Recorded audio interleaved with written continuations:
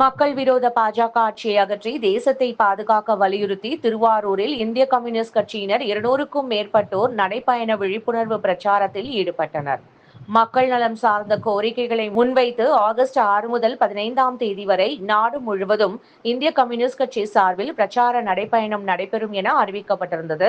அதன்படி இன்று திருவாரூர் நகராட்சி முன்பு இந்திய கம்யூனிஸ்ட் கட்சி சார்பில் 50க்கும் மேற்பட்ட பெண்கள், 200க்கும் மேற்பட்டோர் பிரச்சார நடைபயணத்தில் ஈடுபட்டனர். திருவாரூர் நகராட்சியில் துவங்கிய இந்த நடைபயணம் தெற்கு வீதி, பனகல் சாலை வழியாக சென்று பழைய பேருந்து நிலையத்தில் நிறைவடைந்தது. விலைவாசி உயர்வை கட்டுப்படுத்த வேண்டும், வேலையின்மை போக்கிட வேண்டும், தொழிலாளர் விரோத சட்ட தொகுப்புகளை ரத்து செய்ய வேண்டும், விவசாயிகளின் விளைபொருளுக்கு உரிய விலை நிர்ணய சட்டத்தை நாடாளுமன்றத்தில் நிறைவேற்ற வேண்டும், மேகதாது அணை கட்ட கர்நாடகாவுக்கு அனுமதிக்க கூடாது, அனைத்து விவசாய கடனையும் ரத்து செய்ய வேண்டும் உள்ளிட்ட பல்வேறு கண்டன முழக்கங்களையும் எழுப்பி நடைபயண பிரச்சாரத்தில் ஈடுபட்டனர். இந்த நடைபயணத்தில் தமிழ்நாடு மாநில பொதுச் செயலாளர் PS மாசிலாமணி உள்ளிட்ட பலர் கலந்து கொண்டனர்.